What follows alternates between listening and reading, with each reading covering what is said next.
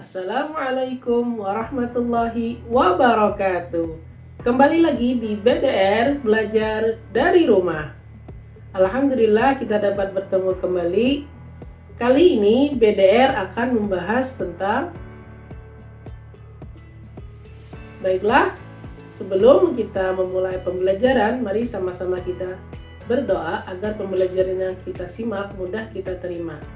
Bismillahirrahmanirrahim. Rabbi syrah li sadri wa yassir li amri wahlul 'uqdatam min lisani yafqahu qawli.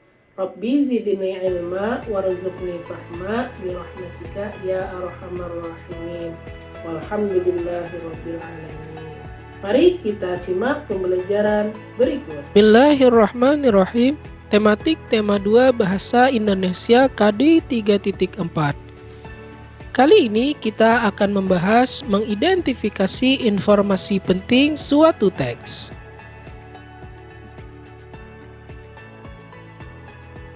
Untuk mempermudah, kita dapat menggunakan kalimat tanya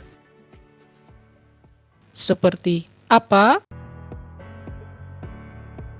siapa, di mana, kapan, mengapa, dan bagaimana. Keenam kalimat tanya tersebut dapat kita gunakan. Menuliskan informasi penting suatu teks dalam bentuk peta pikiran. Dengan membuat pertanyaan menggunakan kata tanya di atas dan mencari jawaban dari pertanyaan tersebut, kita akan lebih mudah menemukan informasi penting. Informasi penting yang sudah kita temukan dapat kita sajikan dalam bentuk peta pikiran atau diagram. Peta pikiran atau diagram membuat kita lebih mudah memahami dan mengingat informasi penting yang terdapat dalam suatu teks. Berikut kata tanya beserta fungsinya untuk mendapatkan atau membuat peta pikiran. Yang pertama, apa? Kata tanya untuk menanyakan hal atau peristiwa yang terjadi. Kapan? Kata tanya untuk menanyakan waktu terjadinya suatu peristiwa. Siapa? Kata tanya untuk menanyakan seseorang atau pelaku yang terlibat dalam suatu peristiwa. Di mana? Kata tanya untuk menanyakan tempat terjadinya suatu peristiwa. Mengapa? Kata tanya untuk menanyakan penyebab terjadinya suatu peristiwa. Dan yang terakhir, bagaimana? Kata tanya ini digunakan untuk menanyakan cara atau proses terjadinya suatu peristiwa. Dalam contoh berikut, peristiwa proklamasi kemerdekaan Indonesia terjadi pada tanggal 17 Agustus 1945. Informasi pada di atas berupa waktu terjadinya suatu peristiwa, maka kata tanya yang tepat adalah kapan. Maka kalimat tanya yang kita buat, kapan terjadinya peristiwa proklamasi kemerdekaan Indonesia. Pentingnya menuliskan informasi penting suatu teks menggunakan kalimat yang efektif. Penyajian informasi penting suatu teks dengan menggunakan kalimat efektif. Apa maksud kalimat efektif? Mari kita bahas agar dapat dengan mudah mengingat informasi yang sudah ditemukan. Yang kedua, kalimat yang memiliki susunan sesuai kaidah bahasa Indonesia yang tercantum dalam Pedoman Umum Ejaan Bahasa Indonesia dan menggunakan kata yang sesuai. Kalimat efektif memiliki susunan yang berurutan yaitu subjek, predikat, objek, dan keterangan. Subjek berarti pelaku, predikat berarti melakukan sesuatu, dan objek terhadap sesuatu, dan keterangan baik waktu ataupun tempat. Perhatikan contoh kalimat efektif berikut. Seluruh bangsa Indonesia mempertahankan kemerdekaan.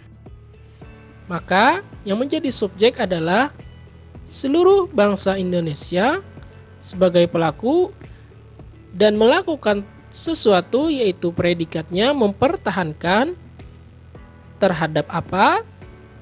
Objeknya yaitu kemerdekaan. Contoh kedua, Insinyur Soekarno dan Dr. Andes Muhammad Hatta memproklamasikan kemerdekaan Indonesia di Jakarta. Maka yang menjadi pelakunya adalah dan melakukan yaitu memproklamasikan atau predikatnya terhadap apa? Objeknya kemerdekaan Indonesia, tempat yaitu di Jakarta. Membuat peta pikiran akan lebih baik jika kita menggunakan kalimat efektif. Hal tersebut dapat meningkatkan kemampuan kita menulis sesuai dengan kaidah bahasa Indonesia yang baik dan benar. Membuat peta pikiran dari teks sejarah. Yang pertama, kita harus membaca teks tersebut dengan cermat. Kedua, membuat kerangka peta pikiran menggunakan aspek kalimat tanya, apa, siapa, di mana, kapan, mengapa, dan bagaimana. Dan yang ketiga, tulislah informasi setiap bagian teks berdasarkan kerangka peta pikiran yang kamu buat. Kalimat tanya tersebut sangat berguna untuk membuat peta pikiran seperti apa, siapa, di mana, kapan, mengapa, dan bagaimana. Kata baku dan kata tidak baku. Selain dengan bentuk peta pikiran atau diagram, dan dituliskan menggunakan kalimat efektif, informasi yang sudah ditemukan juga akan lebih mudah diingat dengan dituliskan menggunakan kata baku. Kata baku adalah kata yang ditulis dan disusun sesuai pedoman umum ejaan bahasa Indonesia. Kata baku dapat ditemukan di berbagai kamus besar bahasa Indonesia. Perhatikan contoh kata baku dan kata tidak baku berikut. Kita sering menemukan kata yang berwarna biru. Sebenarnya, terdapat kata baku yang berbeda dalam kamus bahasa Indonesia. Seperti halnya modern, kata bakunya adalah modern. Kita sering menemukan kata praktek, sebenarnya kata bakunya adalah praktek. Dan contoh kedua, seperti halnya nasihat. Kita sering menemukan kata tersebut, tapi sebenarnya kata yang baku yang tepat adalah nasihat. Kata yang tidak baku berikutnya seperti halnya zaman. Sebenarnya kata bakunya adalah zaman. Ya, itulah beberapa contoh dari kata baku dan kata tidak baku. Sekian dulu materi hari ini, semoga dapat difahami. Sampai jumpa di pertemuan berikutnya. Sekian video BDR kali ini, semoga dapat memberikan manfaat dan mudah dipahami. Mari sama-sama kita tutup dengan membaca Alhamdulillah dan doa penutup majelis. Subhanakallahumma wa bihamdika asyhadu an la ilaha illa anta astaghfiruka wa atubu ilaih. Sekian dari saya. Wassalamualaikum warahmatullahi wabarakatuh.